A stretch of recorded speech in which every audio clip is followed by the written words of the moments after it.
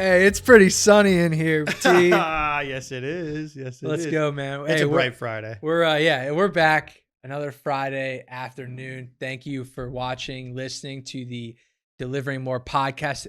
We are very happy to have everyone back watching and listening. We have another great show. We just recorded the interview you guys will be watching shortly with the Azar family, Dave and Tania. Oh my. They have a storied tenure. I was going to say storied story with Deliver That. That doesn't work.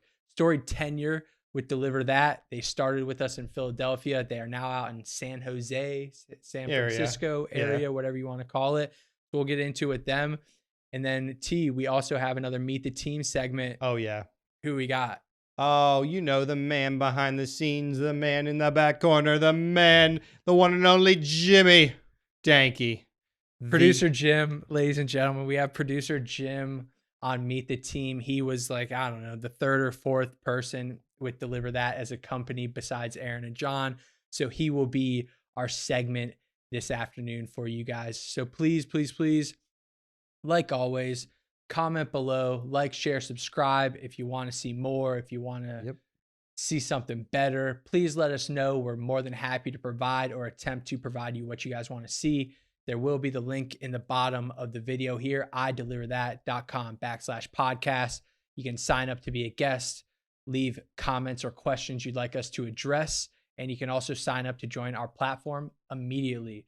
So please, ideliverthat.com/podcast, like, share, subscribe. And let me just say before we close it out. Well, I was going to close it out, so say it. All right, here we go. Look, this is a podcast. This is a unique one. We have a couple who are this interview. It's a couple who deliver together. So if you got a partner you want to get in with your contract work, anything like that, they have some great tips and tricks. We just did the interview, did this intro after. Just want you to know this is a great one. Please stay tuned. Dave and Tania coming in hot.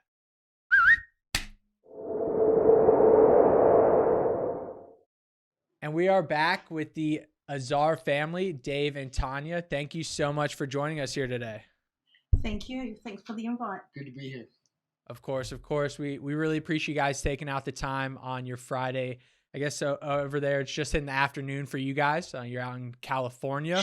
So Thank you so much for finding time in your day to join us. Yeah, this is prime delivery time, so thank you. Yeah, hey. You're very welcome. It's a pleasure. Yeah. So this is the first, I think, double interview we've ever done, right? With two people on the screen. Yeah, definitely. Yeah, this is the first time we've had two tandem guests. Yeah. That is a fact for sure. Yeah, so we'll see how this works out. But you guys look great on your end. Hopefully we look half decent on ours and we can get this thing rocking and rolling, right? You guys look great. Let's circle back. I know just before we started here, we had just mentioned you guys have a pretty long journey and like a past history, not necessarily only with Deliver That, but all of other delivery platforms. And recently, over the past year with COVID, you guys did a pretty amazing, wild, adventurous, whatever you want to call it. You guys basically traveled the entire United States and made it your mission to kind of take deliveries where you traveled and then find a homestead, find a place to settle down. So can you walk us through what that thought process was, where you guys went, some highlights or anything like that? Yeah. Good question. We wanted to see the country. Absolutely. You know, I've been across the country quite a few times, but Tania hasn't. And so that was one of the things we're trying to decide where we want to be, you know, and for the short term, California won, mainly because of the delivery platforms that we have out here that we're able to use to benefit from, and they benefit from us. The big thing having two of us, as you mentioned earlier, Tristan, having two people, we back each other up constantly. So when we're out there, it's like if an unexpected emergent delay occurs, we can compensate typically most of the time, you know, overcome that and back each other up. So it allows that flexibility, which is nice. But our journey started when we met and Dave came to New Zealand. He got to see a piece of New Zealand, so we thought it was only fair that we do the reverse here. And so we travelled across America to see where our best fit was. We went to Colorado, we went to Tennessee, we went to you know all Utah. the places. I'm not Yeah. too familiar Wait, with the whole. don't forget the highlight of your guys' journey though. You stopped Oh in yes, and we beautiful went to Canton, Canton, Ohio. Yeah, Yeah, wait a second, guys. Let's focus on the good parts here. You guys, I think we touched on Yeah, it. I like Chagrin Falls. Is that how you say it? Is it Chagrin Falls? Cuyahoga Falls. Cuyahoga, yeah, Cuyahoga. Yeah, Yeah. just that's about 20 minutes north of us in Akron. Yeah. But yeah, Yes, so you yeah, guys, we did north. what last February, Dave and Tanya visited Deliver That headquarters in Canton, Ohio. You guys came in. I think you brought us some gifts, some chocolates and a fruit basket. We obviously appreciate that. But how did you guys feel getting actually to see everyone in person and come check out headquarters? Did you feel it was what you expected? It wasn't what you expected? How'd you guys feel about that? Well, it was nice to put a face to the names that we'd been texting and to make it so much more real so Mhm. that you could see us and we could see you. Yeah, absolutely. I mean, it makes it more familiar. You know, we're not just working, like, for example, we work on different platforms, right? So DoorDash and Grubhub, and there's nobody there. I mean, you know, you're talking to help desk, which is in the Philippines probably. You know, you're not talking to a live person. Here at Deliver That, we have the ability to actually reach out and get, you know, personable, should we say, in a way, I guess. Personable. And I I don't know, would is it say the I word? was surprised that it's such a for the vast variety of what you do, you have a small location with a tight knit team. Yeah. For sure. So a little bit more on, you guys traveling across the country. You guys, to support yourselves, were you just doing mostly gig work during that time? Absolutely. If DoorDash, we can do it anywhere. Deliver That, we could do it anywhere. Some of the other platforms you cannot. Grubhub, you couldn't, and with GoPuff, we tried that. We didn't really care for that as much. But not saying anything about GoPuff, just it wasn't for us. Yeah, hey, they got a nice valuation recently, so their value skyrocketing. So good for them. We'll always applaud that. Let's dive down into what actually started this journey for you guys, though. What actually propelled you guys to get into the gig economy? Have you guys, what were you guys' careers in the past, or has this always been what you guys have done? No. Yeah. I used to have a company, and Tania used to also run motels and hotels in New Zealand. Yeah. So it was completely different. So to answer your question more directly, though, I think the reason why we were attracted to the gig economy is the flexibility. We also raise children. So it enables us to be able to work when we want to. Although what we've learned in the food industry specifically, there's peak times and there's off-peak times. So Of course, you need to make yourself available for the stacking in the peak time for lunch or for the catering. And for dinner, you need to be working 4 to 8. Essentially, it's not going to be as lucrative. Yeah. Well, you've got the flexibility. You've still got to be, what is the word? Driven. Delivering that. You've got to be driven. It's so easy in the morning to roll over and hit the snooze button and decide that I don't want to work. Tristan knows all about so that snooze button. You're motivated. Yeah. So does Dave. Sometimes I call him at 9 a.m. and he's still sleeping. Yeah. And I'm not one for before 9 a.m. I actually completely feel that, honestly. I just have to wake up. So you were talking about how you're using multiple platforms, and Yes. what, I think a lot of contractors out there could benefit from, maybe, do you have any tips about that? How do you organize that? How do you choose one over the other? You know what I mean? How do you fit them together? Very good question. Okay. Do you Well, want to over the different parts of America, the markets are completely different. So for here in California, Sure. we would probably designate more time to DoorDash because it's a lot busier. Grubhub isn't perhaps as well known here or doesn't have the pulling power that perhaps DoorDash does. But So one of the things Grubhub platform that we notice, and platforms, I guess, vary from state to state. So what we learned was in Pennsylvania, in Philadelphia, you could work the Grubhub platform, and the customer has the option to give a 10%, 20%, 25%, whatever tip, gratuity, which ultimately in this business, especially outside of the catering, you really need those tips, right? Mhm. So Grubhub kind of shot themselves in the foot here in California because they changed it to $1, $2, $3, $4 on those buttons.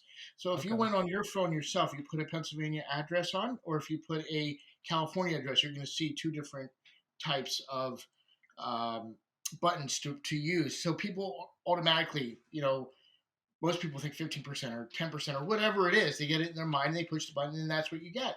But it's Yeah. almost insulting to the contractors, to the independent contractors that work with Grubhub in California for that reason.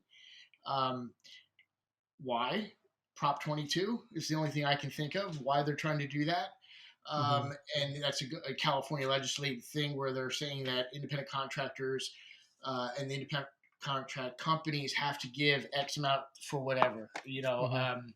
How do you define it?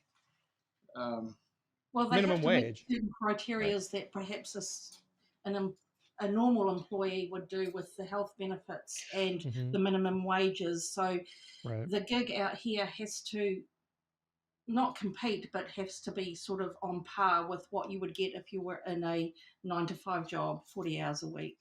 so they're Gotcha. trying to match the minimum wage with top ups, and they're giving X amount of stipend for health insurance. But here's the thing: you have to put X amount of active time in. Right. And so they're telling the public that that's what they're doing. But if the driver hasn't had that time in, and it's kind of a tangent here, I apologize. But, Right. if the driver doesn't have that time in, then they're not going to receive those benefits. So they're basically misinforming the public. Yeah. And we think that it must be against Prop 22. So we don't touch the Grubhub platform out here hardly ever. More so the DoorDash platform. But again, as Tanya was trying to point out, it varies by state. So, um, yeah, it varies by state and also the platform because certain platforms won't allow you to operate in any state. Um, Grubhub is one that does not. You have to resubmit for that state. And then the DoorDash, you can just lock on anywhere, deliver Uber, I that. think We you tell can you, and do. you switch the market for us. That Yeah. works. Uber Yeah. is pretty much the same. It will run in any state that you're in. Yeah, I think they need some things too. But Though. as for But the anyway, technology, we find that having two networks works for us. So we have AT&T AT&T and and Verizon Verizon, we never miss a because job that way. we know Gotcha. that there's parts of California here that if you're on Verizon, you just don't get any reception. So that's the AT&T Wow. phone hit comes in and vice versa. Wow. You guys So have it down to a science. Yeah, you're doubling up the phone plans. That's Yeah. I've never Yeah, heard of you've that. got to That's keep up wild. with the technology in this world well, Yeah. with these platforms And- because if you're running something that's last year, you're just not going to compete with 1,000 other drivers that are out there I mean, trying to get that job. for on-demand delivery, yeah, and Yeah. and And that's the thing, trouble with gig. and you'd get a text. So this was what would happen to us. We'd be on a DoorDash platform and we'd get a text saying that they're trying to give us a job, but we couldn't get it because it's a dead zone for Verizon. But Yeah. AT&T, it's no problem. So so we Interesting. figured that out because after a certain amount of time, they start to give you better jobs, and then you don't want to lose those jobs. My gosh, it's $40. The one job. Whoa, just Well, not only yeah, that kind too, of but DoorDash has such a stringent rating process that Oh. you miss a job and it affects your stats. So Right. DoorDash runs on stats, and you're marked by the merchant, you're marked by the customer, you're marked whether you're on time, your acceptance rate, your completion rate, everything for DoorDash Right. is all rating driven. This is a great example, though. Me and Ben talk about this a lot with other drivers all the time. You guys are, so Deliver That or any platforms you use, you're using those as a resource to kind of run your own show. And that's really what a successful Right. driver does, is they find the niches, they find the way to do it, they find the technology. All these things that you guys are doing are unique. And a lot of people don't know that these are things that you can do to improve your day, make more money. I mean, you guys live in San Francisco, one of the most, or near San Francisco, right? One of the Yeah, most expensive that's a point. places to live probably in America. You're doing gig work and you're surviving, and you must be doing a lot of gig work because real quick, Ben, do you want to go over the stats that we have just on our platform for them? Yeah, I honestly totally forgot. We usually lead off with the stats, and we got a little deep in the conversation. But yeah, if you guys want to hear them, we have. So Dave, looks like you started on our platform. You might start a little earlier. This is when our data goes back to, and we're kind of behind the times a little bit in terms of data. So March 2020 to November of 2021, Dave, you delivered just under 150,000 worth of total food cost, and you took just over 500 deliveries, about 516 total deliveries. Yeah, clap it up. More than welcome to. Then Tania as well joined us a little later, so thank you so much for joining us. August of 2020 to November of 2021. You almost caught Dave. You did your damnedest to catch him. Just under 140,000 worth of food and 425 total deliveries. And obviously, we're recording this now at the end of January, so you've had 2 more months to tack onto those totals. So, I mean, you guys are knocking it out of the park. Yep. And we like Thank that. you. Yeah, we appreciate it. Believe me, we like working with Deliver That because of the fact that you have trust in us, and we have trust in you. So that relationship in itself is invaluable. So for us, we look at, okay, what do we need to make, right? And we figured this out. We had conversations in the past, where is our guideline, right? And with Deliver That, we know exactly what it is, and you guys know exactly what it is. It's perfect. The relationship works well. And we also like the consistency, right? So in our case, it's like, I'll never forget the day Tristan called me and said, "Hey, Dave, there's foodies out here every day. It's an everyday job." Okay.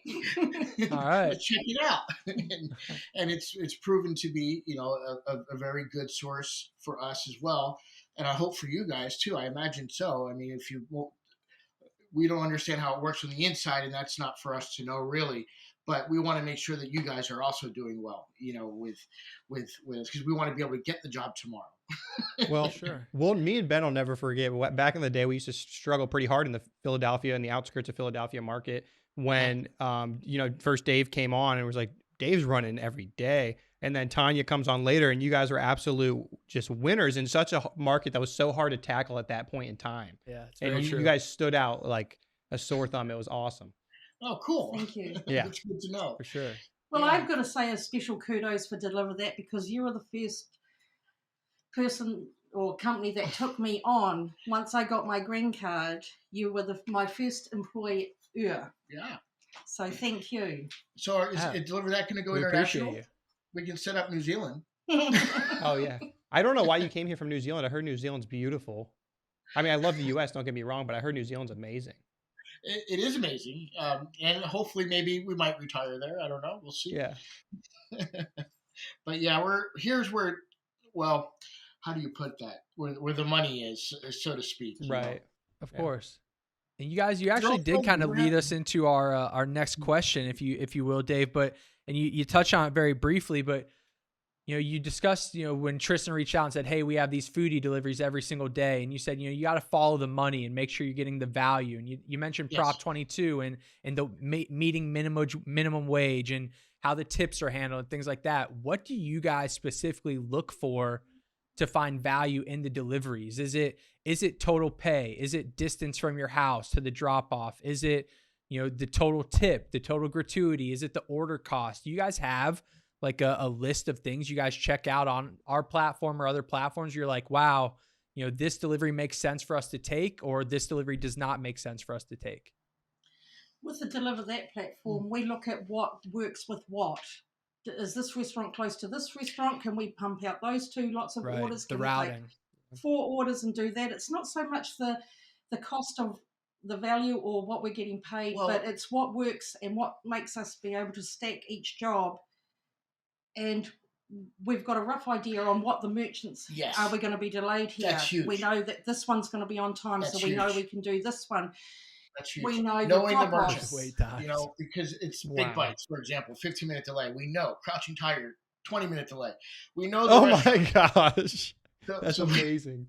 So we know what we're going to be expecting, and then we have a contingency plan. And we also have the ones we know as well that know us too. And we say, okay, we're going to pick that up tomorrow. We're picking it up for you, which they like, at 10:30 instead of 10:45 or whatever it is that we need to make it work. Wow. So I often wondered, it must be funny to watch us, because between our devices and all the different devices that we're logged into, we must be kind of like, you see me up here in Redwood City and then see me down there. Just bouncing back and forth. It must be, we appreciate that you have the confidence knowing that we are there to get the job done and on time. Right? Well, they ask me all the time, they're like, hey, but look, what are Dave and Tanya doing? I just don't worry about it. Yeah. Every day. That legitimately has been said. That was not a fib or a lie. That has been said. Thank you. Thank you for the confidence. And that does make a huge difference for us in what we choose to do as well. So it's not just the money. The money, there is a baseline, as you know, as you mentioned earlier. It's very expensive to live here. And so we did have to kind of like get started and say, okay, we can only afford to do this much. But at the same time, it's worked out to be even better than we expected in some of the different venues, right? But as far as catering goes, we deliver that. I mean, wow. It's amazing, to be able to put anywhere from 4 to 3, well, actually from 3 to 5 jobs, right? Stacking in both of us.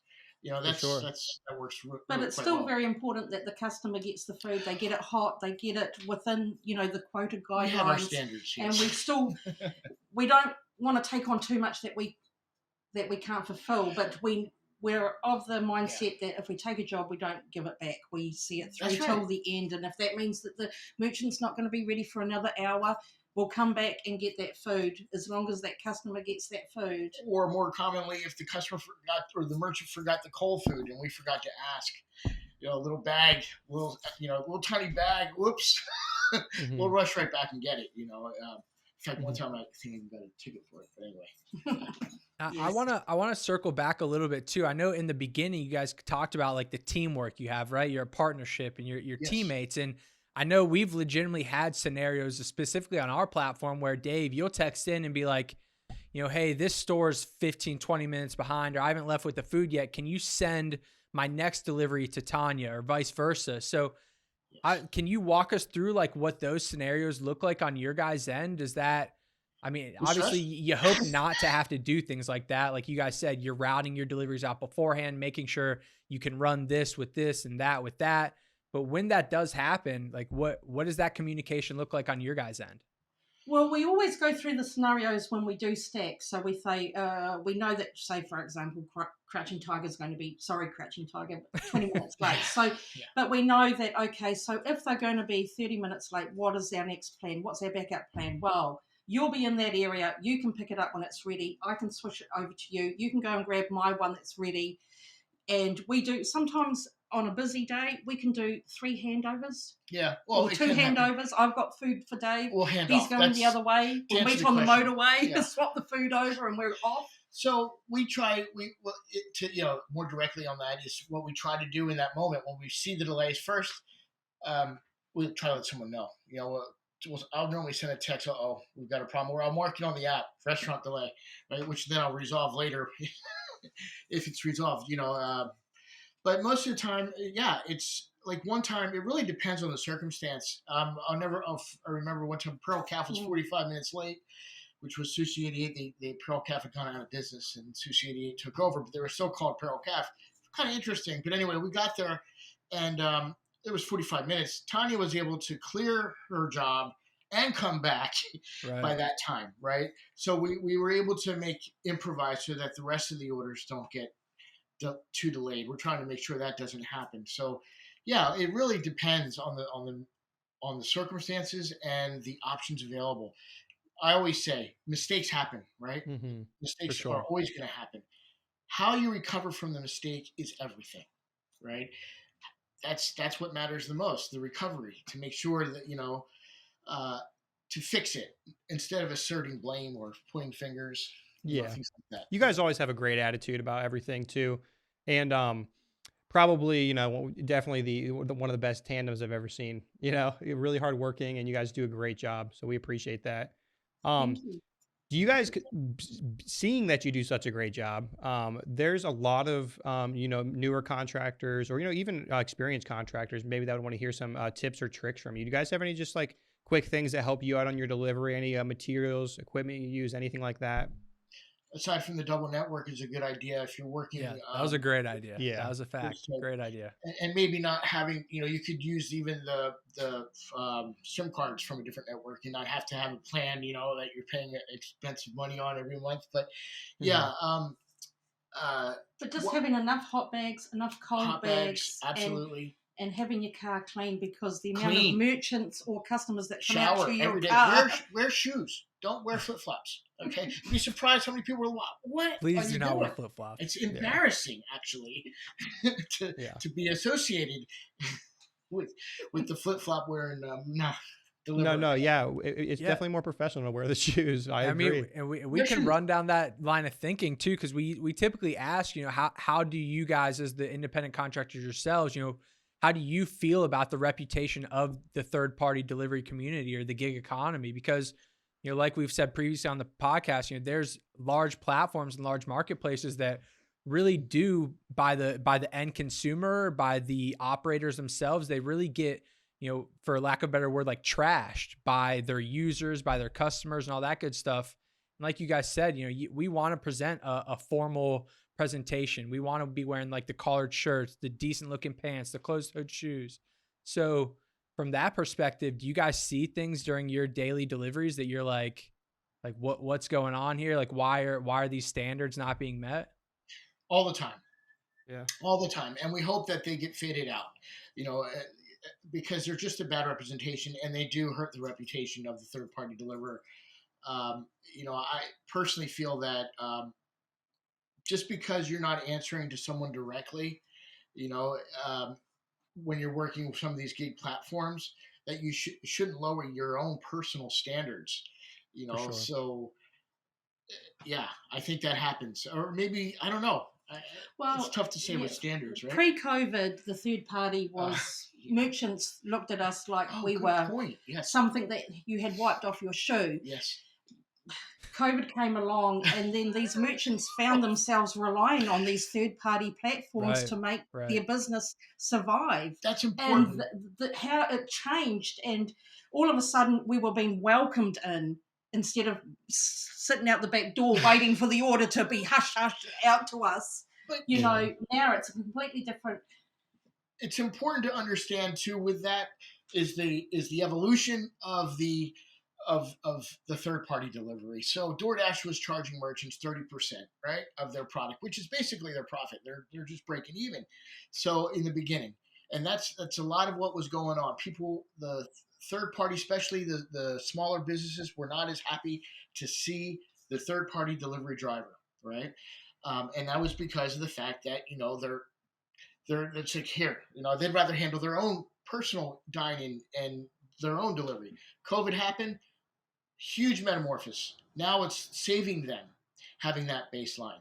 So we've watched that through that whole process, and but it can also understand too. I mean, some of the third party drivers that are coming in could be extremely rude, showing phones in people's faces, and I mean, we've seen a lot. We've seen a lot of Respecting the merchant for that third party is the key, because the merchant's not going to give you the food any faster.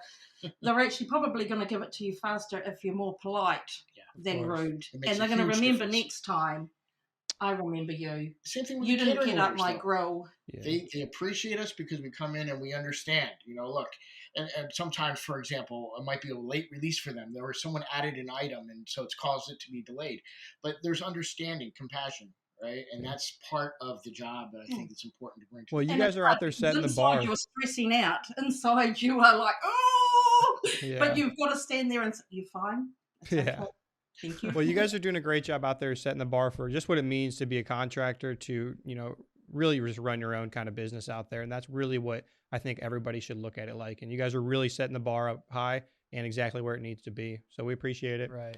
And I think what you guys touched on there, I don't know if Aaron said this directly in our founders interview, but I know it's been said in the office previously, but you guys basically touched on delivery, and catering delivery specifically became a necessity, not a luxury during the pandemic. It went from hey, this is a product you get if you can afford to, or you're in a situation where you have to have you need to have your food delivered.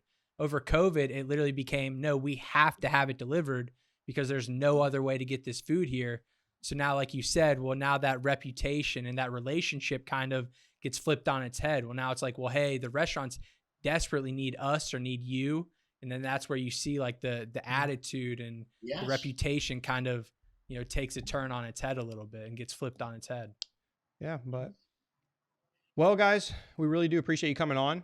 I think you're about ready to wrap this one up. Yeah, I'm ready to wrap it up, but I wanna go through some quick questions with you guys just to get an overview, because we touched on at the beginning of how the trip you guys took across the nation. I really wanted to dive into that a little bit more than we did, but if you guys could just give us a little tidbit here.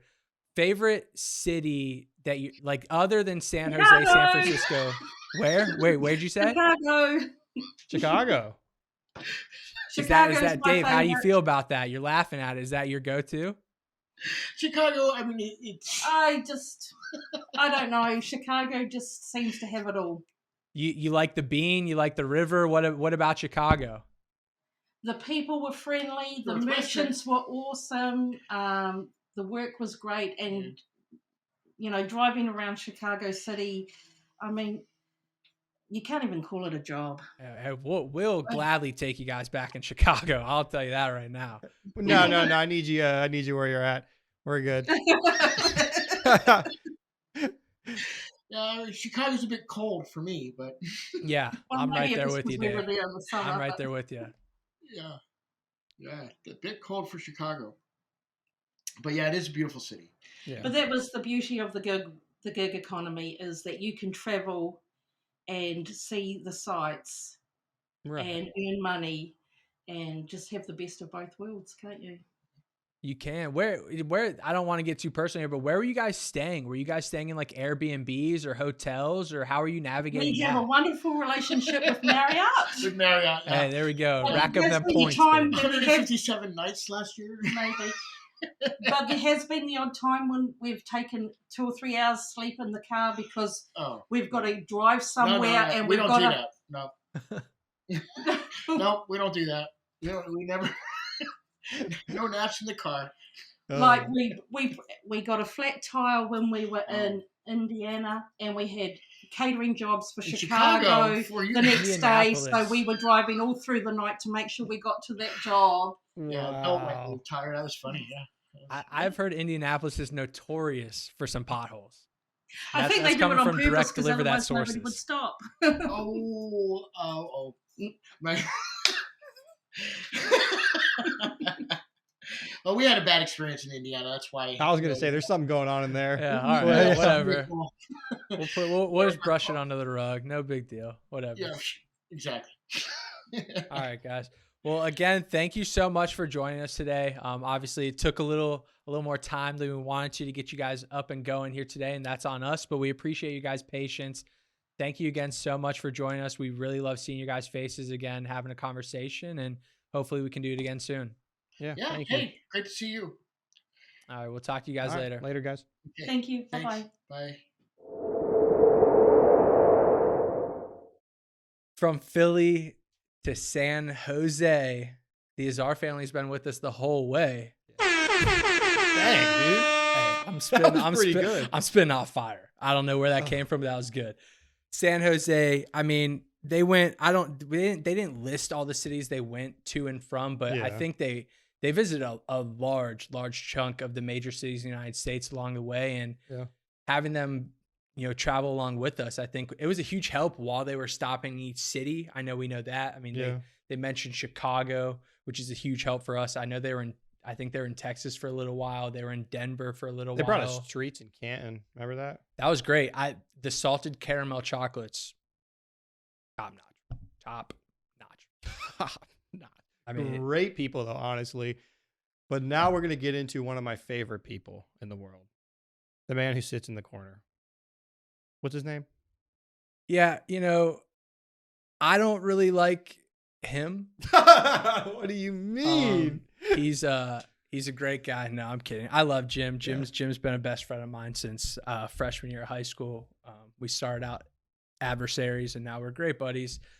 Jim Dehnke, producer Jim, he has a great story. He started out as like a driver relations sales kind of guy, similar to Dan, similar to Darian, similar to me, similar to you. All these people have came through, started with the company, worn, hat after hat after hat after hat, trying to find their seat on the bus, and then finally they find a position and it just kind of clicks. Yeah. And that's what happened with Jim, I think. Yeah. and we love Jim over here. So let's get into it. Yeah, let's get to Jim. Let's get to Jim. Meet the team, part 3. I love these Tristan and I episodes. still hanging out here. We have brand manager Jim Dehnke with us in the building. The one and Producer only. Jim, thanks Howdy, for joining y'all. us. Howdy, thanks for having me. Yeah, man, it's good. It's good to you go from behind the camera to right in front of it. So how's that feel? It's a little intimidating, to be honest with you. I got all the lights on me now. I'm used to sitting behind them and doing all the behind the scenes work. So we're here. Yeah. We're here. A lot of bright lights. Yeah, I mean, for those of you who don't know, this is the man behind the scenes. This is him. So Thanks for having me. yeah, he Yeah. does a great job. We don't gotta go that far, but yeah, let's Jim, let's get into your story a little bit. Obviously we're going chronologically, right? And the people we try to bring on. So we started with Darren and Dan. You, I think, are about the third individual outside John and Aaron to be brought into the company. So take us back. I imagine it's 2017, 2018 ish. Can you give us a little overview of what happened, how it happened, where you were? Yeah. So back at the end of 2017, I grew up with John and Aaron, so I've known these guys for quite some time, and I've known campus delivery / deliver. That was a thing. And at the time, I was working at a cornhole company, Slick Woodies Cornhole Company, as the art director. And I have my background in graphic design. And John came to me and wanted me to redesign their logo. And, after going back and forth with him, multiple different renditions of the logo, we came to agree upon one that you guys are now, everyone is so familiar with what the Deliver That logo looks like. And at the time, I had given John my invoice of the work that I've done because this had taken some time. And at the time, the company was still, very young. We're a little strapped for cash at the time. So instead of the invoice, John and Aaron offered me a job. And I was like, shoot, why not? Let's give it a go. So at the time, we were working out of Aaron's dad's basement and building this company to what it is now. Yeah, I mean, that kind of brings us into our other question Yeah, here. perfect lead up. Yeah, like, Perfect lead up. perfect. So we go from Aaron's basement, right, to an office full of 30-ish people. When did you know that this business was going to be successful? Oh, that is a great question. I think I knew the business was going to be successful probably like my third or fourth day. So to give a little insight, this is kind of a funny story. So my very first day with Deliver That, Darren are now president, actually went up to Cleveland to try to sell. And we had no luck whatsoever. Got kicked out of so many different restaurants, not interested. And it was just like, shoot, like what did I sign up for? My first day, we're like having no luck.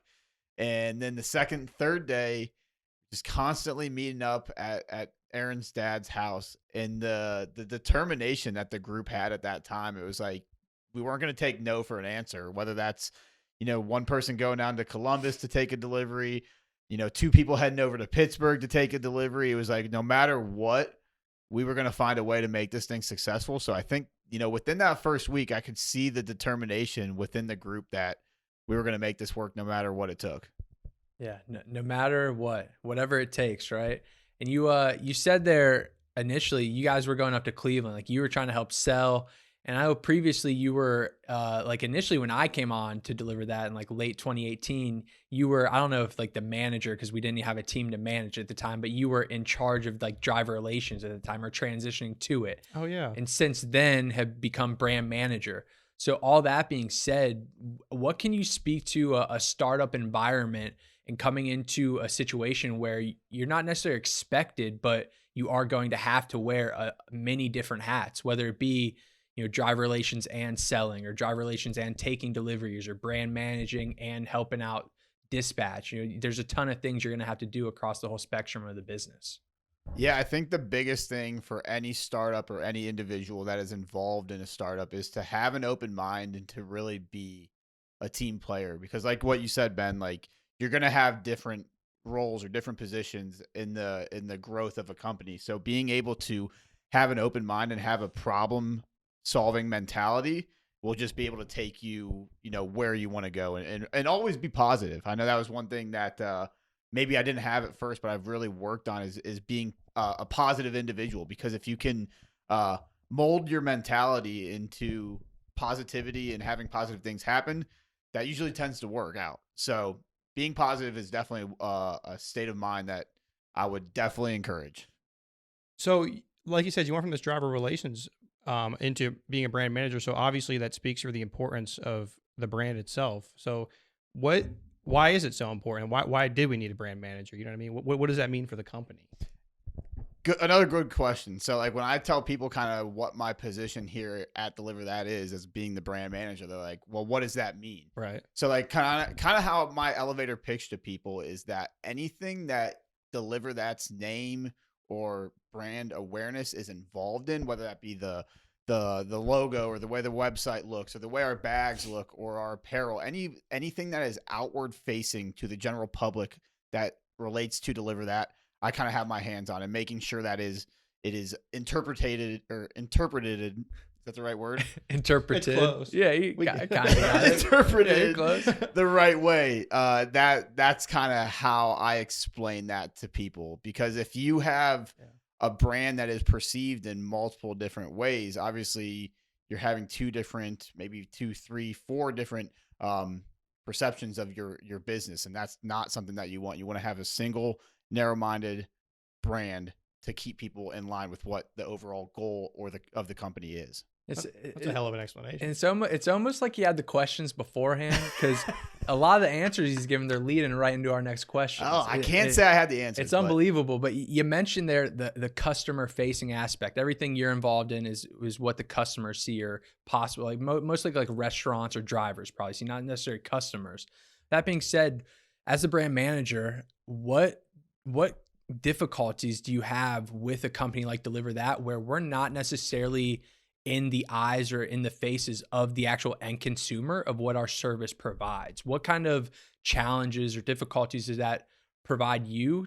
And then also, does that lead into why we're now doing the podcast? Can you kind of caveat that into why we're now bringing this podcast to light? Yeah. So I think what the most challenging aspect of the branding to a specific group is that we don't necessarily have one specific group that we are trying to market or our brand to, because at first it was we need to grow this company to the restaurants, so we're trying to market to the restaurants. Well, then if you don't have the restaurants, or if you have the restaurants but then you don't have the drivers, it kind of plays hand in hand. So you have to be able to balance that fine line of who the brand is actually facing, right? So I think the biggest challenge that I've had with Deliver That is being able to balance of who or / what the customer / audience actually is. And I think tying that into what we're doing here with this podcast goes right in line with that. We're now facing for the drivers. We are a company by drivers for drivers. Without Deliver That drivers, Deliver That ceases to exist. For sure. So we're definitely shifting our focus now to be more driver centric, driver facing, and everything, like I said, by drivers for drivers.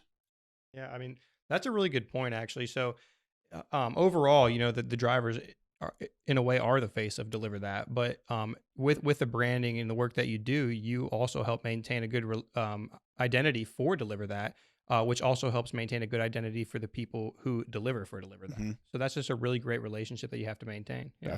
Definitely. Yeah. Like I said, without the drivers, Deliver That ceases to exist. So that's something that I would like to say here on camera. Thank you to everyone who has been a part of Deliver That, who is going to be a Deliver That driver. We're excited, and that is exactly what this podcast is geared towards.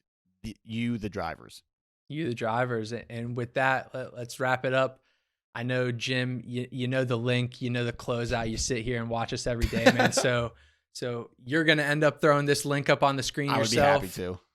Close it out for us, my man. So if you're looking to get on the podcast, if you have questions that you would like to be answered on the podcast, please visit the link below, www.ideliverthat.com/podcast. You can sign up to be a driver. You can ask questions. You can check out all of the latest episodes that we have on the website page. So go ahead and check out that link below. Subscribe to our YouTube channel. Like the YouTube channel. Like the videos. Leave comments. I know you guys hear Ben and Tristan say it every week, but this is my time to pitch it. So Yeah, we need that algorithm. Pick us up, baby. Pick us up. That was that was there's nobody better to close it out. That was perfect. That was literally perfect. Yeah, and I will actually close it out though. I know previously we discussed this. There will be a full length Jim Dehnke interview, hopefully maybe 45 to an hour, kind of giving the more overarching story and some better info on his full time here. So if you guys want to check that out, that'll be coming in the coming months as well. Thank you guys again for taking your time to listen to us or watch us on your Friday afternoons, and we will see you next week. Thank you all.